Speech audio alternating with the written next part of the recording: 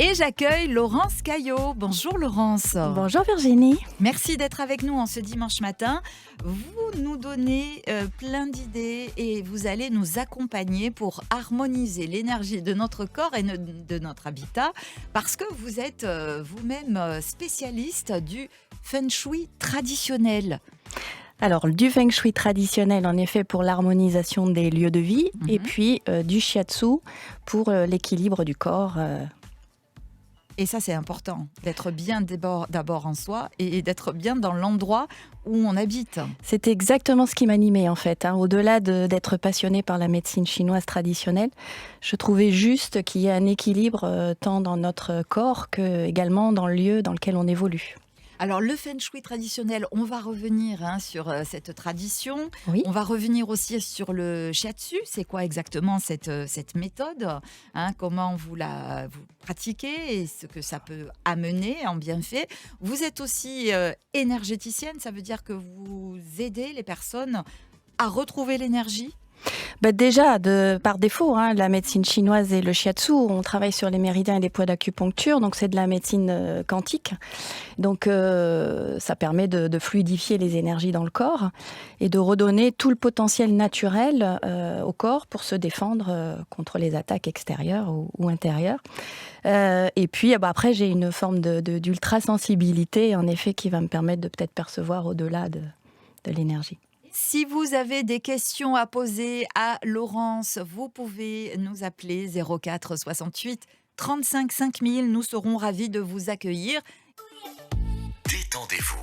Les experts du week-end s'occupent de tout sur France Bleu Roussillon. Avec Laurence Caillot, énergéticienne aujourd'hui, qui pratique donc le shiatsu, mais aussi le feng shui traditionnel. Laurence, vous avez toujours fait ça dans votre vie ? Absolument pas. J'ai commencé ma carrière en tant que responsable de la communication et du marketing au Cave Bière à Thurs.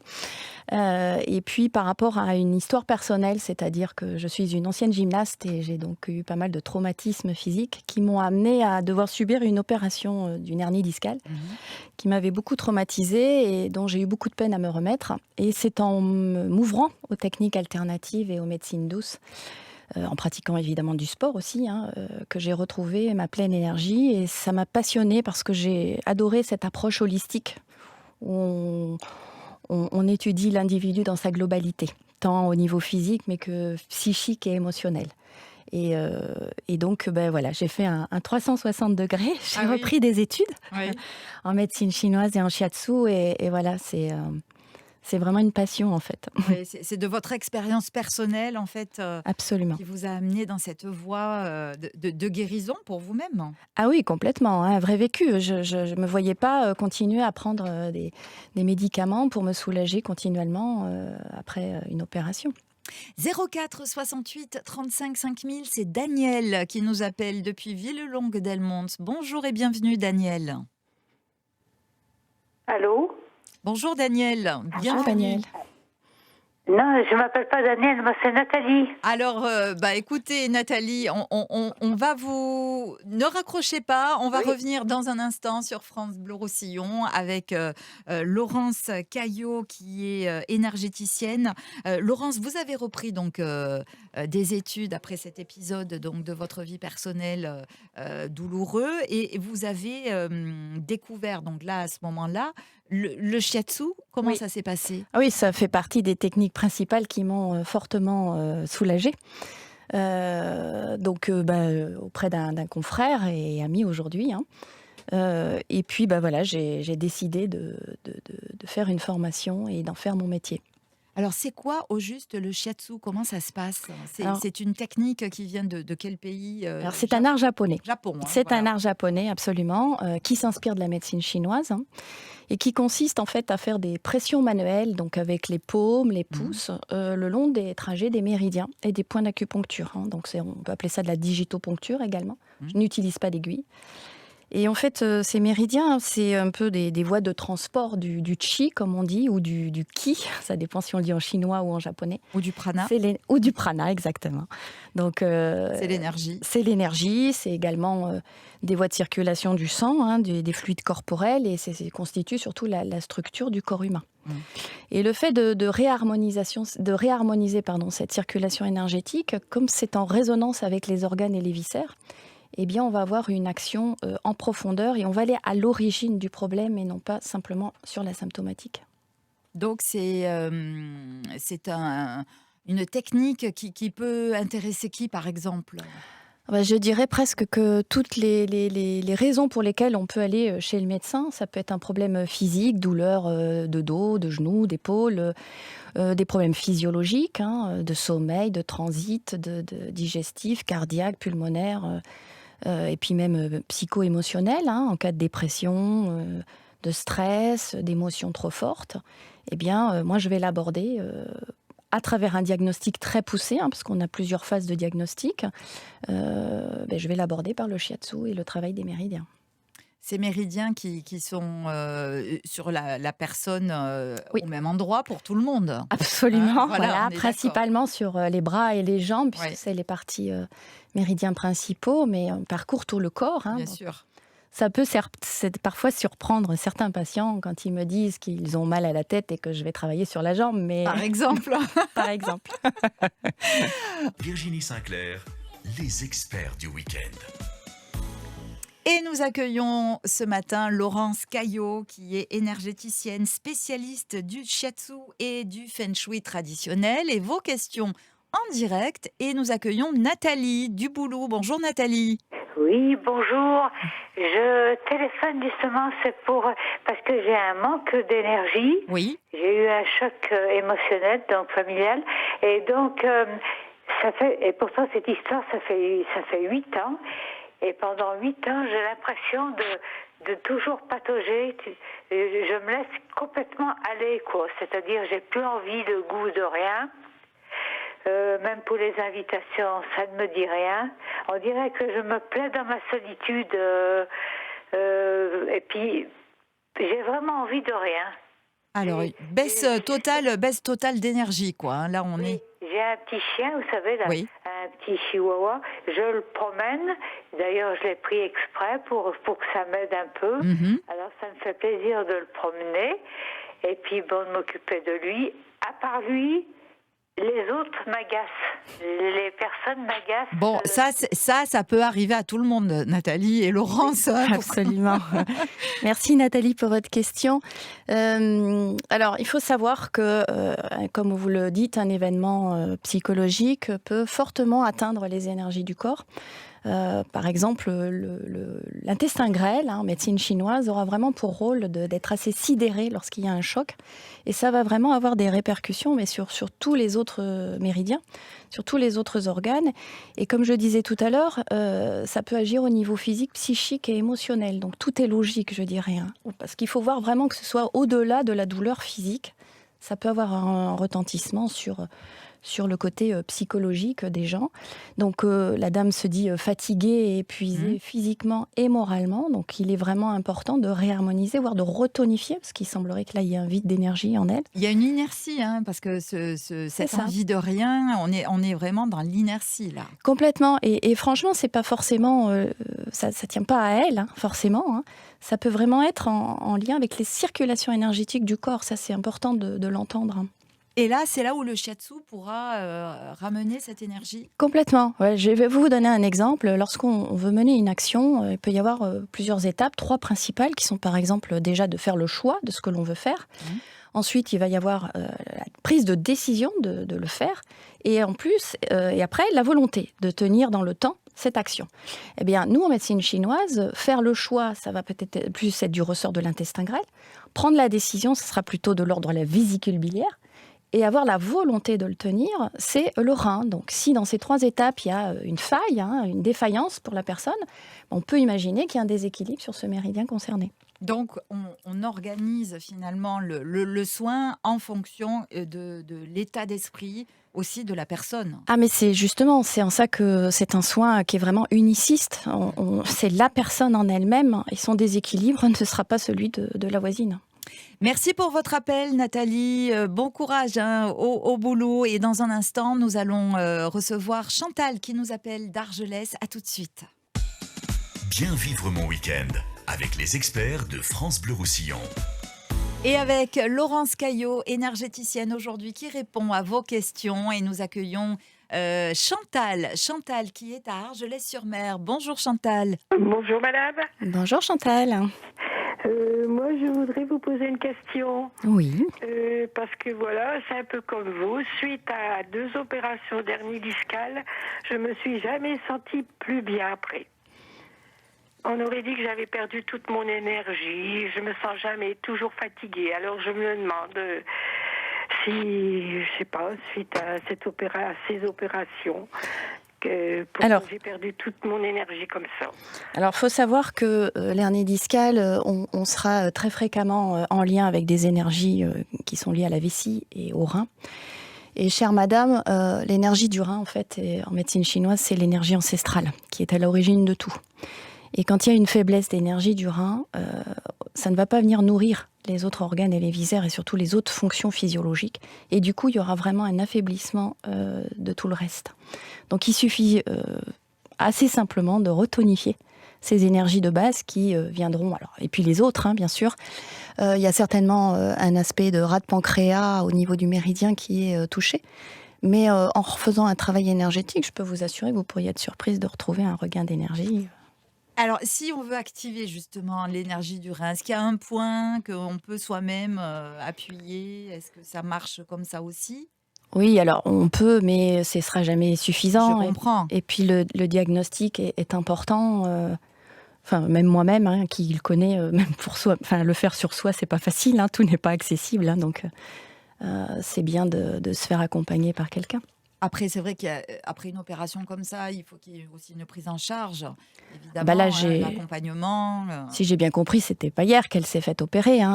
Mais justement, en fait, il faut redynamiser le corps. Puis en plus, c'est un cercle vicieux, parce que si on redynamise pas, on n'a pas l'énergie de se mettre en mouvement. Oui. Et puis si on n'a pas du mouvement, etc. Donc, c'est bien de parler du mouvement, parce que c'est ça aussi. Il faut que le corps il soit en mouvement. Ça fait circuler les énergies, et physiques si on et reste mentales. sur une chaise ou un canapé toute la journée, ça va pas le faire. Complètement. D'accord. On entretient d'ailleurs le problème. Oui, donc il faut bouger, et il faut continuer à être actif. Mais pour pouvoir se mettre en mouvement, il faut des fois en effet avoir quelque chose qui nous permet de s'y remettre. Bon courage Chantal. Merci Chantal. Merci pour votre appel. Bonjour Jacqueline. Jacqueline, vous êtes à Saleil. Ça y est, Super. Je suis là. Merci beaucoup Jacqueline. Donc avec Laurence, nous vous accueillons dans les experts du week-end et vous avez votre question s'il vous plaît. Oui, donc je souffre d'une algodystrophie, tout au moins de ces séquelles depuis 12 ans. Et j'aurais voulu savoir si la méthode de Laurence pouvait m'aider à m'en sortir. Alors pour que tous les auditeurs sachent, parce qu'on n'est pas médecin, ni Laurence ni moi ne sommes médecins, une algodystrophie, c'est quoi exactement Jacqueline ? Alors à la suite d'une entorse grave, en fait l'algodystrophie c'est un dysfonctionnement de tout ce qui est sanguin et comment dirais-je lymphatique. D'accord. Donc là, vous l'avez sur quel Alors, ça a commencé sur la cheville gauche, donc celle qui était incriminée par l'entorse, et maintenant, ça monte, ça arrive au genou. D'accord. Donc c'est le syndrome douloureux régional complexe. Voilà. Oui. Tout à fait. Maintenant, ça a changé de nom. Très Absolument. C'est toujours pareil en fait. Ça, c'est le signe qu'il y a eu une stagnation d'énergie, puisqu'elle a été blessée, une entorse. Donc il y a eu une énergie qui n'a pas pu circuler à un moment donné et qui, dans le temps, fait que ça ne communique pas suffisamment et évidemment, ça va continuer à remonter tout le long du méridien. Donc ça mérite vraiment de faire recirculer. Et là, est-ce que vous faites une activité, vous bougez, vous avez Ben, je bouge, je dirais le moins possible parce que dès que je bouge, j'ai mal. Oui, oui. Après, il y a peut-être aussi un terrain avec une forme d'acidité, il y a de l'inflammation, etc. Mais c'est vraiment quelque chose qu'on peut résorber, hein. Donc, c'est D'accord. une Et invitation pour vous dans... d'essayer. D'accord. Et ça vous demanderait beaucoup de temps ou... C'est difficile à dire comme ça. Il faut savoir qu'en moyenne, en 2 séances, on a déjà des beaux résultats. Ah oui, Après, d'accord. ah oui, carrément, ouais. Mais Mhm. même une première séance, vous pourriez déjà, rien qu'en ressortant, déjà ressentir un soulagement à la marche. parce Et puis que après, j'ai ça appelle... déjà- Comment ? Pardon, excusez-moi, je vous ai coupé. J'ai déjà essayé l'acupuncture, enfin j'ai essayé plein de choses. Hein, Ah oui, d'accord. Vous et avez déjà qui entamé des démarches. oui, oui, Oui. Alors, qui n'ont jamais rien donné. la différence avec l'acupuncture, hein, même si c'est tiré de la même médecine, ce sont que des points précis. Ça ne veut pas dire que c'est pas efficace. Au contraire, l'acupuncture est très efficace. Mais la différence avec le shiatsu, c'est que d'abord, ces pressions manuelles, ça va être sur la globalité du méridien principal. Donc, ne D'accord, serait-ce que oui. par le toucher dans le corps. Pour moi, en tout cas, c'est une vraie différence quand je fais les 2 séances. C'est pas C'est quoi? C'est pareil pour comme un moi. mélange finalement massage, acupuncture. Oui, c'est ça, c'est ça. Ça peut du coup peut-être aussi masser un peu les Bah, fascias. carrément, tout à fait, oui, oui. Alors, vous disiez tout à l'heure en combien de temps. Après, c'est sûr que c'est pas non plus Oui, miraculeux, hein, je c'est-à-dire ne qu'il faut pourrais pas dans 15 jours, quoi. une hygiène de vie qui fait que vous allez revenir Bien une sûr. fois au bout d'un mois, puis au bout de 3 Bien mois, sûr. puis voilà. L'idée, c'est quand même d'être D'accord. après dans du préventif plutôt que du curatif, hein. D'accord.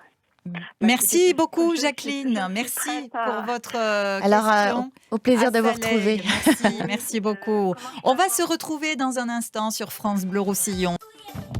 Détendez-vous. Les experts du week-end s'occupent de tout sur France Bleu Roussillon. Avec Laurence Caillot, énergéticienne spécialiste du shiatsu, mais aussi du feng shui traditionnel. Alors, il y a le feng shui occidental, vous l'avez dit, Laurence, et le feng shui traditionnel. C'est quoi la différence entre les deux? Alors, le feng shui occidental, c'est celui qui est le plus connu, hein, qu'on va trouver dans la majorité des livres, en librairie, dans les revues. Je le connais, hein, parce que je suis d'abord passée par cet enseignement-là. C'est un feng shui qui a été vulgarisé et simplifié dans les années 80 par Thomas Lin Young, qui était un Chinois qui a vécu aux États-Unis. Moi, je l'appelle le feng shui déco, hein. On se préoccupe des couleurs, des meubles, mais jamais de l'individu. Donc ça, je vous avoue que ça me pose un problème. En fait, les consultants vont même parfois travailler sans boussole, hein, sans même se rendre sur place. Alors, c'est comme revenir à dire qu'un médecin travaille sans stéthoscope. C'est quoi? C'est des décorateurs d'intérieur. Oui, et puis c'est surtout que ça travaille sur la symbolique avec des objets. On va D'accord. mettre une tortue à 3 pattes, un carillon dans l'entrée, pas Oui. le miroir ici, mais là. D'accord. C'est pas très ça, en fait. psychologique. Ça n'a rien à voir parce que D'accord. moi, quand je l'ai fait, je me suis dit, mais c'est nul, très déçue, hein, Ouais. j'avais aucun résultat. Et c'est quand j'ai ensuite découvert le feng shui traditionnel que là, j'ai compris pourquoi ça ne fonctionnait pas. Alors, et ce feng shui traditionnel, alors? Alors, le feng shui traditionnel est vraiment tiré des textes anciens. On faisait même le feng shui des tombes, d'ailleurs, à l'époque. Ça s'appelle le yin feng shui, hein, vérifié suivant l'orientation, le relief extérieur, les montagnes, les cours d'eau. Et on orientait les tombes de façon à ce que ça protège la tombe. Et donc, il s'agit de faire la même chose avec le feng shui traditionnel. L'environnement extérieur est très important, en plus de l'intérieur. Bon, ben, l'environnement, une fois qu'on a sa maison, on ne peut pas trop le bouger non plus. On ne peut pas le bouger, mais encore que si, on peut avoir différentes actions possibles. Par exemple. Alors, par exemple, il va y avoir trois facteurs principaux, hein, qui vont agir au niveau des énergies de la maison. Ça sera la porte d'entrée. Les Chinois disent qu'une bonne porte, bon feng shui, mauvaise porte, mauvais feng shui. Donc, suivant la qualité d'énergie que ça activera, ça aura tel ou tel retentissement sur les résidents, et ça ne sera pas forcément le même pour chacun. Il y a également... C'est-à-dire, alors, je vais Ouais. aller un peu plus en détail, parce que, bon, une porte, ok, Oui. mais c'est quoi? C'est le matériau de la porte? C'est la position de la porte? L'orientation de la porte? C'est quoi? Alors, ça sera l'orientation, oui. Alors, en fait, si vous voulez, le feng shui, qu'est-ce que c'est ? Si vous voulez, suivant la façon dont est implantée votre maison, c'est basé sur l'axe magnétique de la Terre. On ne prend pas l'axe géographique. Et donc ça va créer une répartition des énergies. Ce sont les énergies de la Terre, d'accord ? Et ça va... alors, il y aura des bonnes énergies et des mauvaises énergies. Mais ce ne sera pas les bonnes pour tout le monde et les mauvaises pour tout le monde, puisque c'est lié à l'identité énergétique de chacun des résidents qui est calculée sur la date de naissance. D'accord. Et donc, si la porte d'entrée se trouve pour le mari dans un bon palais, ce qu'on appelle un bon palais, un bon secteur, et que ça active par exemple les bonnes relations, très bien. Si à l'inverse, ça tombe dans un mauvais palais et que ça active des pertes d'argent, là, ça sera tout de suite moins bien. Et c'est valable pour l'emplacement de la chambre, l'orientation du lit, c'est valable pour l'emplacement de la cuisine. Et c'est tout ça que nous allons analyser. Mais quoi, ça veut dire que la porte d'entrée, elle doit être quoi ? Sud, est, ouest, nord Suivant votre date de naissance, il y aura en effet une orientation qui sera préférable d'être plutôt en sud et en est, plutôt qu'en ouest ou en nord-est. Et alors du coup, si on n'est pas né le même jour, le même mois, et c'est compliqué là, si on est plusieurs à vivre dans la maison. C'est tout l'art et toute la difficulté, mais on trouve toujours des compromis. D'accord. Et c'est le rôle du consultant en Feng Shui. On dit qu'il faut dormir la tête au nord. Est-ce que ça, c'est vrai ou pas alors ? Surtout pas en Feng Shui. Ah bon. Pour moi, ça sera très favorable. Pour vous, Virginie, je ne sais pas. Vous voyez, donc c'est possible. En général, on dit la tête au nord. Donc, non, ça n'a rien à voir. C'est vraiment en fonction de la date de naissance. La date de naissance. Exactement, et des énergies qui seront bonnes ou pas. Bon, après, on a l'orientation du soleil. Il faut aussi vivre avec son environnement. Et on sait que la maison, il vaut mieux l'orienter au sud, chez nous, plutôt qu'au nord. Oui, bien sûr. Ça n'empêche pas après de créer un environnement qui soit en lien avec le soleil. Bon, en tout cas, c'est passionnant d'apprendre toutes ces choses. On va revenir dans un instant avec vous, Laurence. Virginie Sinclair, les experts du week-end. Avec Laurence Caillot, énergéticienne, on a parlé du shiatsu, on a parlé de ce feng shui traditionnel. Vous intervenez comment, Laurence, lorsque quelqu'un fait appel à vous ? Vous vous déplacez, j'imagine Ah oui, absolument, puisqu'il s'agit de faire un relevé boussole très précis. Moi, je travaille avec un luopan, qui est une boussole chinoise très perfectionnée. Et il est vraiment important que je travaille au degré près, puisque ça définira toutes mes recommandations par la suite, pour pouvoir conseiller les gens des secteurs qui sont favorables et comment ils doivent les exploiter. Voilà.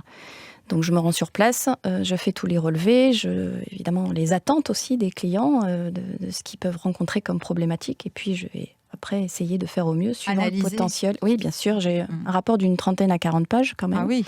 Ah oui, c'est un vrai travail, ça n'a rien à voir avec la décoration. Ah oui. C'est une très grosse analyse, et puis surtout j'assure un suivi d'1 an après l'expertise pour accompagner les gens dans l'évolution. Le feng shui, c'est pas l'essentiel de la vie, mais ça intervient quand même pour un tiers dans ce que l'on peut vivre, dans les problématiques, que ce soit professionnelles, relationnelles, santé. Donc c'est pas rien, et ça compte quand même pas mal, parce qu'on y passe du temps aussi. Ça mérite, voilà. Il y a le avant et le après l'expertise quand même pour mes clients. Oui. D'accord. Et vous faites des formations aussi ? Oui, également. Oui, je suis passionnée, et donc je propose dans l'année une session de formation sur plusieurs week-ends pour que les gens puissent être autonomes dans l'aménagement de leur maison. D'accord. Donc apprendre finalement à savoir orienter, ressentir. Ce qui est rigolo, c'est qu'à chaque formation, finalement, les élèves se rendent compte et comprennent mieux en quoi la maison a un impact sur ce qu'ils vivent, et de savoir qu'ils ont peut-être des possibilités, des solutions, quand même, ils sont contents de pouvoir mettre en place. Peut-être avant de faire construire aussi, c'est pas mal de... Ça, c'est l'idéal. C'est l'idéal, parce que là, on va prendre tout en compte. L'environnement externe, qui compte quand même pour 70% dans le feng shui, avec toutes les influences de l'environnement externe, et puis ensuite, après, d'optimiser avec le meilleur degré et tous les résidents, puisque vous avez compris que ça pouvait varier suivant les personnes. Vous êtes rentrée dans la radio tout à l'heure ? Oui. Est-ce qu'on est bien orienté ? Qu'est-ce que vous pensez du studio, là où on est ? Alors ça, c'est la question. Est-ce que ma maison est feng shui ? Est-ce que la radio est feng shui ? Non, mais c'est la question que j'ai souvent, si vous voulez, quand je rentre dans un lieu. Quelle est l'impression que vous avez eue, en tout cas ? Alors, l'impression, elle est très bonne parce que c'est fluide. L'énergie va circuler correctement. Et le pire dans le feng shui, c'est quelque chose qui est encombré et qui ne va pas permettre que le qi circule. Et ça peut bloquer tout le reste. Même une maison avec un feng shui parfait, si c'est bloqué par de l'encombrement, c'est très néfaste. Donc ici, c'est très favorable. Après, quel impact ça pourrait avoir sur vous? Je ne sais pas. Je ne vous ai pas posé la question. Voyez.